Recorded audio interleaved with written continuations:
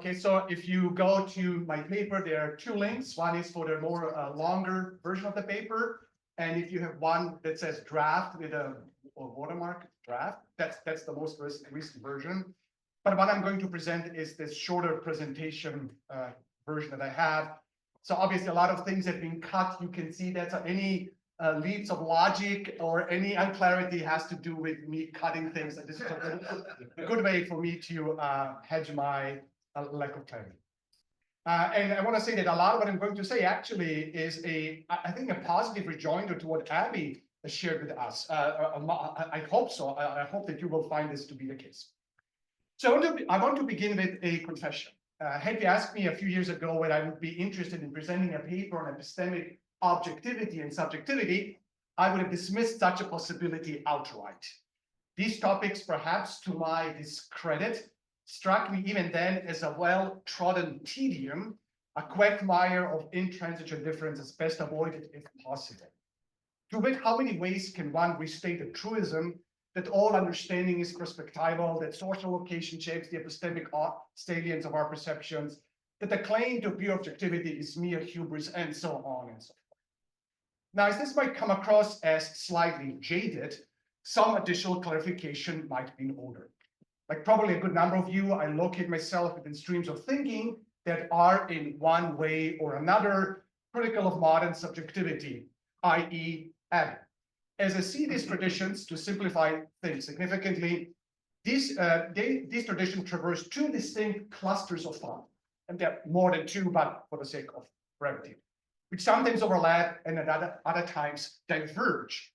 Let us term the first cluster the enrichment cluster, which posits that subjectivity adds not just valuable diversity to the quest for truth, but also constitutes the very possibility of acquiring, however qualified such an aim might be.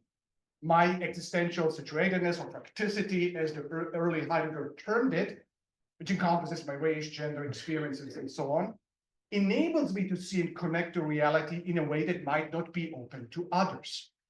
Through such thoroughness in the world, I'm being primed, morally oriented, existentially equipped, linguistically shaped, to connect to truth or some other aspect of it that is well enriching. And then we have the discourse cluster, which approaches epistemic agency from a decidedly critical or deconstructive angle, lying bare, as it were, the purported masquerade of objective truth, and with it the pursuit and assertion of it. Consequently, robust and continual discourse analysis functions as a pharmacon, a necessary remedy against imperious reflexes masquerading in seemingly innocuous terms such as rationality, objectivity, absolute truth. Without belaboring the point too much, it is clear that such critiques of epistemic objectivity ride on deeper anthropological claims about the operations of human subjectivity and, by extension, institutions. Subjectivity as unavoidably entangled in prevarications, self-delusions, or at best some type of functional pragmatism.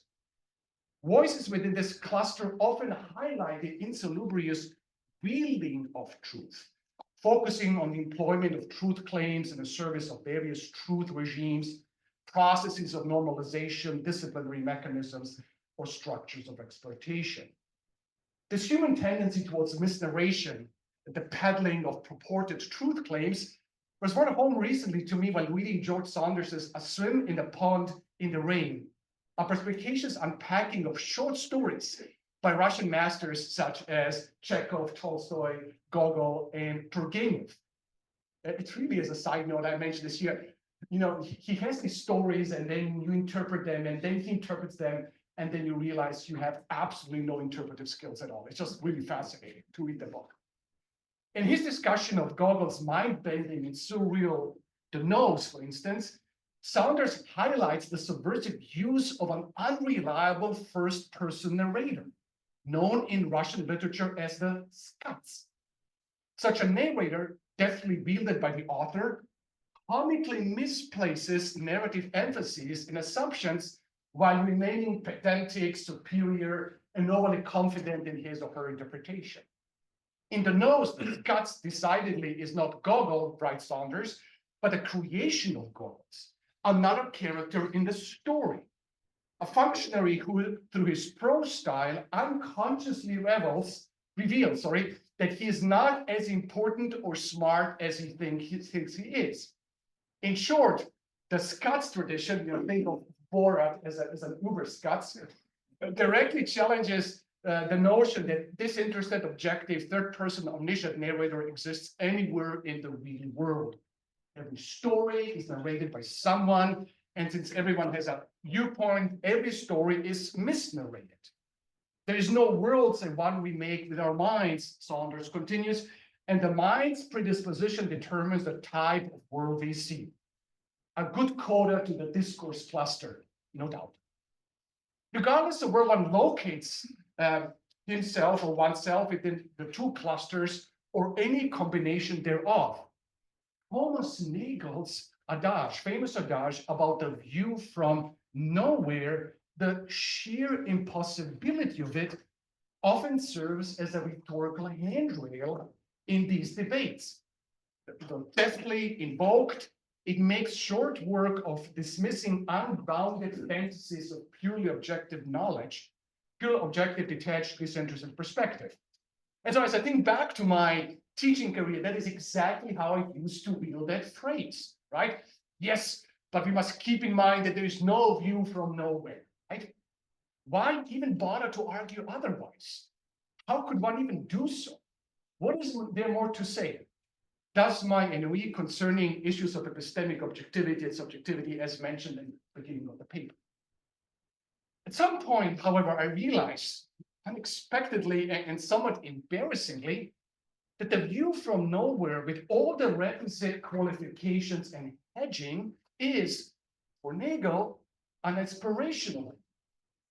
Rather than a sarcastic dismissal of epistemic hubris, it is meant to be seen as a goal worth striving for. A genuine respect for reality, he argues, demands such an effort. Thus, Nagel rejects the possibility of a view from nowhere in the sense of an epistemologically pristine state independent from social and institutional determinants. At the same time, he wishes to defend the possibility of what he says objective assent, which takes us very far from our original impressions. One way to get at the moral dimension of what Nagel is suggesting is to briefly consider Günther Fiegel's exploration of Gegenständlichkeit, translated as objectivity in the English title of his book.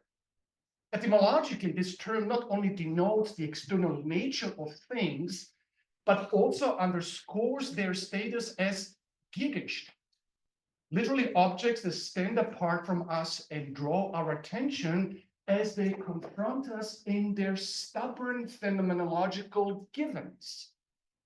As such, it cannot be subsumed, objects cannot be subsumed under mere immanent transcendence or mental representation. In fact, if the appearing is transcendent, writes Fiegel, it must be referred to as something outside of consciousness. Then it is at a distance. It is somewhere there and removed from the referent in whatever way, or if one remembers it, imagined as being there at a certain distance from oneself.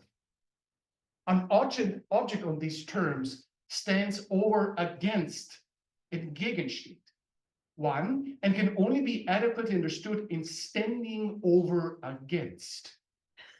It stands to reason that objectivity so defined entails a call to epistemic openness, a willingness to be addressed by our encounters, and with it a suspension, epoche, of imperial subjectivity. Charles Taylor, extending this insight to the intersubjective domain, notes that the road, quote, to understanding others passes through the patient identification and undoing of those facets of our implicit understanding, which he often refers to as the background, that distort the reality of the other. This point is brought home in Gadamer's essay, the incapacity for conversation, which mirrors some of Figel's central intuitions. And Figel was Gadamer's student, just to know that. Gadamer there notes that the incapacity, quote, for listening is such a well-known phenomenon that one doesn't need to provide illustration to make it clear, close quote. We are often liable to both ignoring and mishearing others, quote, for the same obvious reason. One who ignores or mishears is one who constantly listens to himself, whose ears are so filled from the encouragement that he constantly gives to himself and with which he pursues his interest and drives and interest that he is unable to hear the other. That is, I would insist, he continues to some degree or other a character trait we all share. In passing, it is worth noting how Figel positions himself against certain forms of postmodern hermeneutics, especially if I can think of Gianni Vattimo, who really brought kind of an Italian inflection to philosophical hermeneutics and wrote a lot, translated Gadamer, I also believe in some ways, but he kind of pushes against Gadamer for various reasons, including Gadamer being overly Platonic or metaphysical, not sufficiently constructive, and so on and so forth.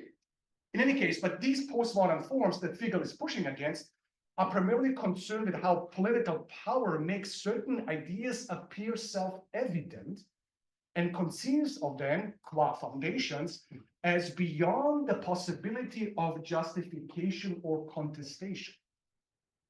Figel, on the other hand, proposes a type of hermeneutic realism by insisting, like Gadamer, on the substantiveness, Sachlichkeit, of the interpretive experience. On these terms, it is, quote, our experience of language does not enact the being of something in its truth, but quite to the contrary, refers or directs us to something so that it may show itself in distanciation from us precisely as an object. The idea of distance, again, is important. Contra Rorty, for example, for whom successful interpretations may well have neither common referent nor common foreconceptions, Figel holds that the matters that we find clarified through our interpretive efforts are not simply the effect of these efforts. The reality is not reducible to an act of subjective construction, be it the product of individual genius or of an agreement reached through democratic deliberation.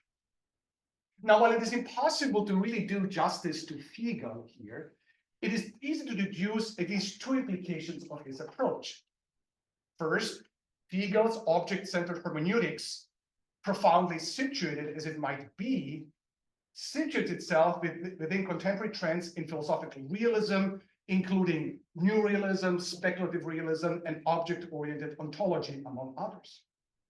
This alignment reflects a shared concern with understanding reality beyond the mere subjective construction. Along such lines, I see Figel's position significantly overlapping with Taylor's brand of phenomenological realism.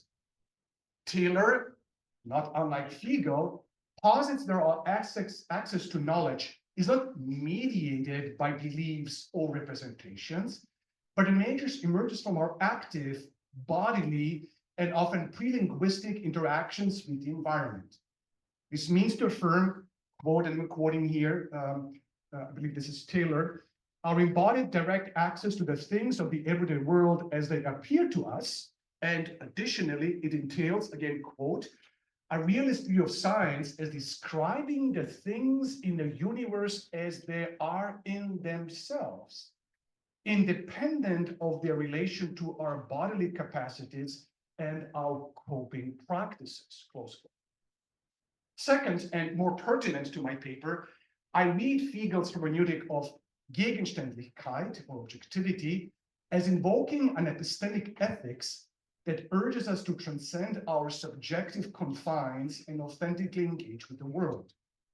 As both Figel and Gadamer articulate, such readiness to be spoken to demands continual self-transcendence. I think, and Abby spoke to that point, that is both epistemological and ethical.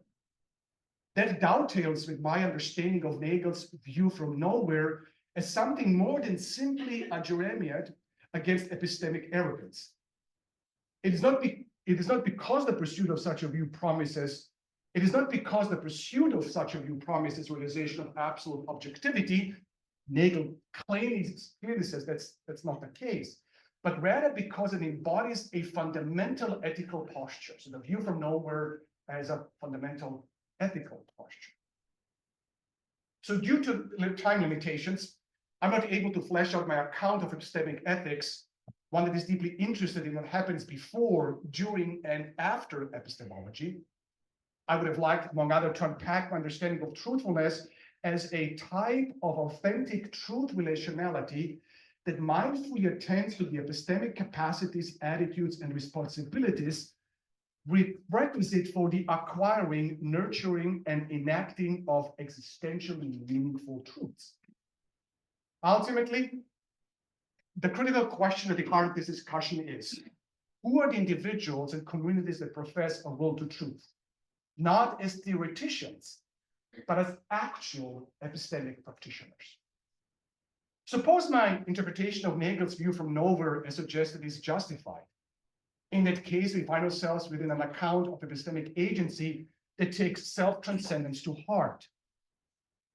The task of liberating oneself from the confines of subjective reductionism, objectification, and parochialism, using stereotypes in addressing others, falsifying data to suit our predetermined conclusions, justifying egotism under the rubric of prudent rationality, telling fictional stories about ourselves to ourselves, and transposing self-serving motives into populist appeals, political or otherwise. The examples of malformed subjectivities are galore. So as it turns out, the view from nowhere calls for a radical act of decentering, a desimplification of the self.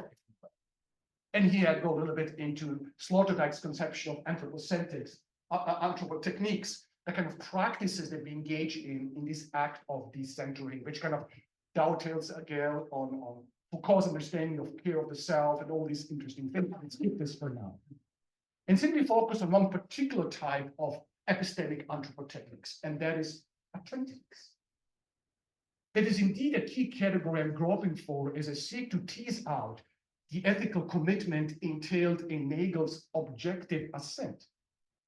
Attentiveness or attunement is an epistemic anthropocentric techniques par excellence. Iris Murdoch argues as much as she nests her moral philosophy within a post-Freudian view of the self. She continually returns to the way in which different drives and instincts, fallibility and corruption blind us to truth and moral goodness. In other words, to reality as such. Objectivity and unselfishness are not natural to us, she writes. And in that sense, Saunders was right. We are incorrigible scuts. In response to such a plight, Murdoch proposes a dynamic interplay of attachment and detachment. The techne or skill of language acquisition is a helpful illustration in that regard. If I'm learning, for instance, Russian, I'm confronted by an authoritative structure which commands my respect. The task is difficult and the goal is distant and perhaps never entirely attainable. My work is a progressive revelation of something which exists independently of me. In the learning of language, therefore, we encounter an object, a Gegenstand of consciousness that cannot simply be absorbed into my self-referentiality. As a result, attention is rewarded by a knowledge of reality. Love of Russian leads me away from myself towards something alien to me, something which my consciousness cannot take over, swallow up, deny, or make unreal. This, I want to suggest, is technical philosophy at its best. Philosophy as an art techne aimed at the cultivation of the soul through anthropotechnical practices with epistemic and ethical excellence as its lens. And here we are back via this kind of route that we took to my reading of Nagel's view from nowhere through an ethico-epistemicus sieve, one that connects the call to objectivity to a desertification of the self. In closing, much has been left unsaid, obviously, as is always the case.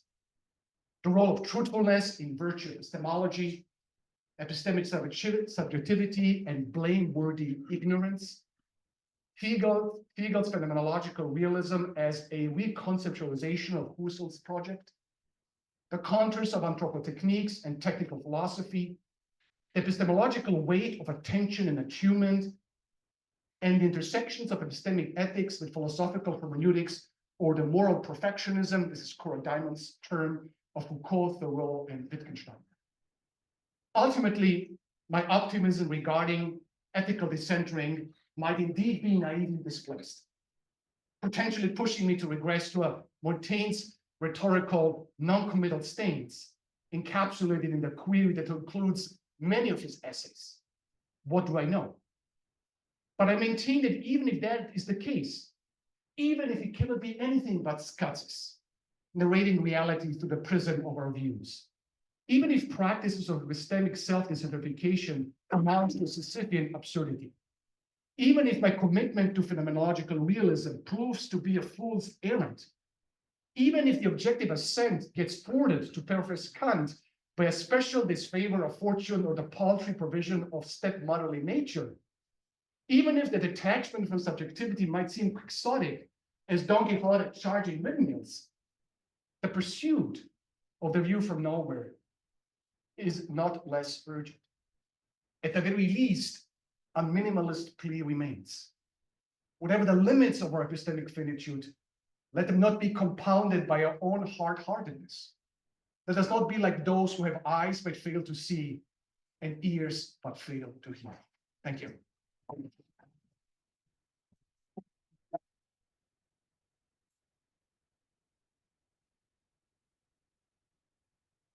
Thank you, Professor Jerončić. So we have about 10 minutes for questions, comments. Thank you, Professor, for that very stimulating talk. I'm wondering how you see your work in the context of Miranda Fricker and her work on epistemic injustice. Because what she does is she draws on Aristotelian virtue ethics, and she says that epistemic subjects have to orient themselves toward others in ways that require real work. And she believes that through habituation, in an Aristotelian virtue context, we can become more just in our epistemic evaluations of other people. So the problem for her is twofold. One, we tend to discredit people as reliable sources of what they have to say because of societal problems, right? So she draws on the example of a character from To Kill a Mockingbird who's disregarded in his testimonial capacity because he's African American, and she draws from The Talented Mr. Ripley, in which a woman is disregarded because she is a woman. So that's what she calls testimonial injustice. And then, of course, there's also the hermeneutical injustice, which is when someone cannot engage in communication because there's a dearth of shared conceptual meaning that prevents the person from not only interpreting their own experiences, but sharing them with others. So I didn't look at the extended version of your paper, and I kind of glanced through your footnotes, but I'm curious as to how you see your work in the context of some of the things that Miranda Fricker was doing. So obviously all of us are aware that the history of philosophy is a history of different dialectics, like swinging back and forth between one extreme or the other, correctives and then recorrectives and everything. And for a long time, we have rightly justified this aspect of situated knowledge and everything.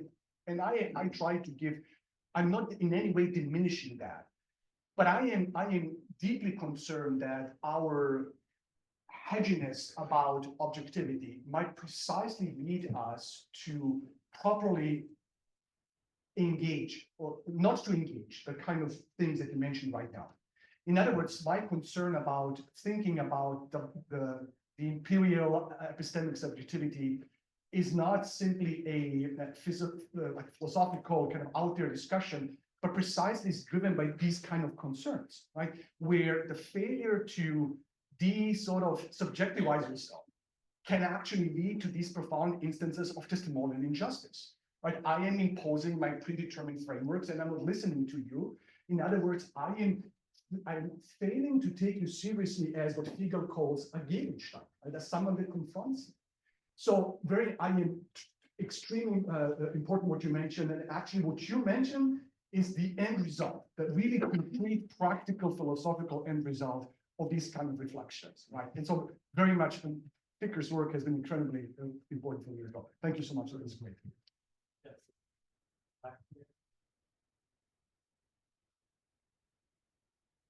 Thank you for this, Ante. I enjoyed it very much. And in a sense, I think we've come from opposite directions over the years. Several years ago, the first few papers I published were on epistemology and what's the difference between the fundamentalist position and the liberal position.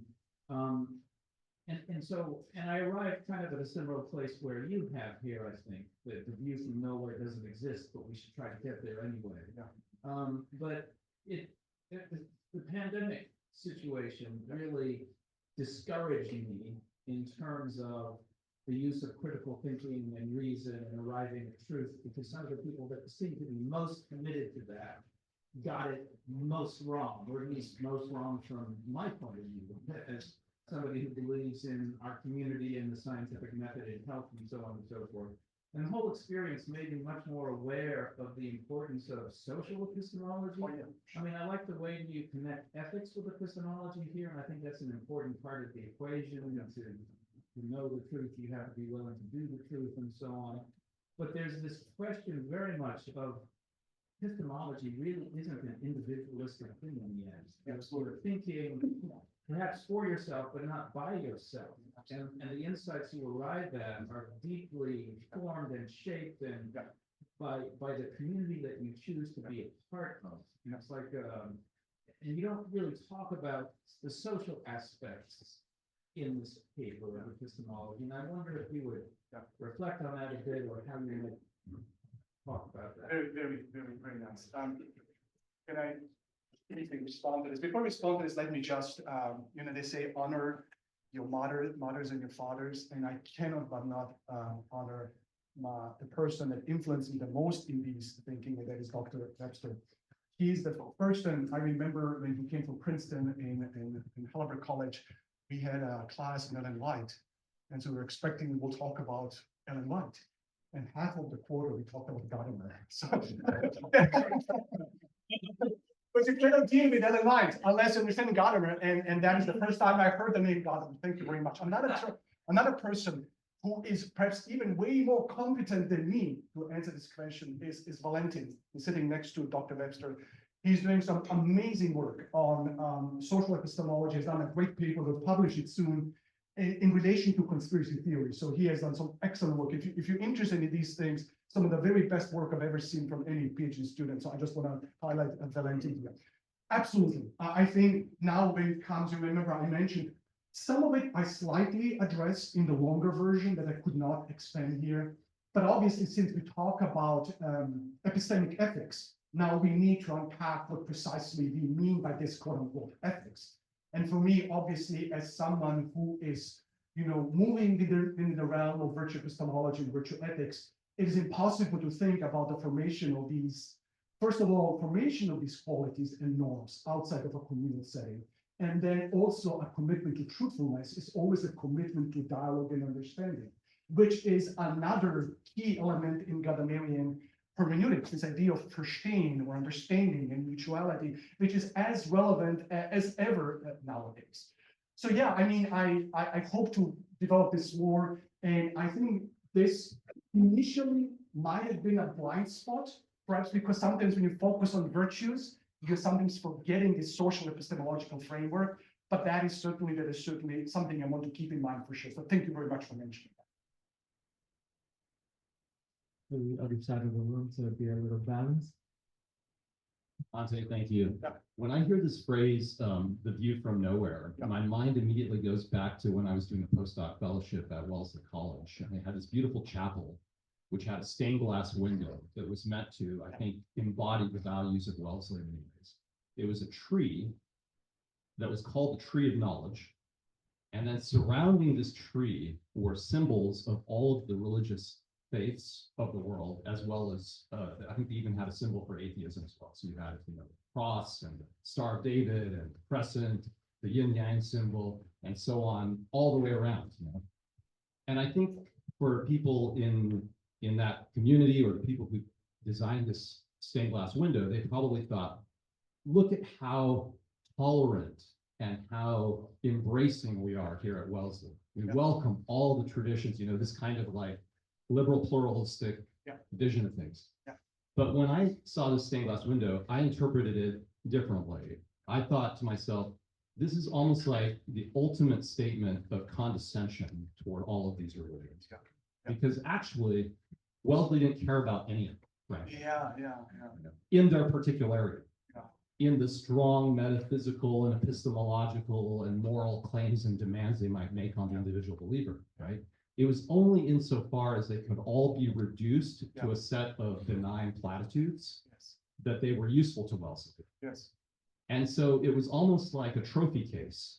Look at all the ideologies and beliefs that we have conquered with our view from nowhere. It had that kind of almost violent aspect to it. And so when I think about your project and what you're saying, I also can't help but think that even the project itself, the aspiration, like you say, it comes from somewhere. There's a point of departure, but surely that point of departure is also powerfully shaping and forming the very vision of what the view from nowhere is supposed to look like in the end. I'm thinking about like the historian Tom Holland in his book Dominion, where he's basically saying how much of our culture is indebted to Christianity, so that even an atheist is actually unconsciously a Christian. When I hear you use a phrase like self-divestment, aren't you just saying some form of kenosis? Or, right? So why not be more explicitly Christian about it? Why not own the point of departure as much as you're owning the goal you're aiming towards? So that, I'm thinking about G.K. Chesterton at the beginning of Orthodoxy, where he describes an adventurer who sets out for a strange land and just lands right back at England and plants his flag and thinks he's discovered something new. But actually, the final destination was where he started from all along. This is so beautiful. I really believe, I think this is a lot of also implications for interreligious dialogue. And as some people here have been engaged in this, I always believe that the best dialogue happens when we start from what Gertz calls thick descriptions, rather than some kind of common denominator, which is actually profoundly reductive and violent. As far as your comment about being overtly theological, more overtly theological, I take this truly to heart. Sometimes I get lost in these ideas.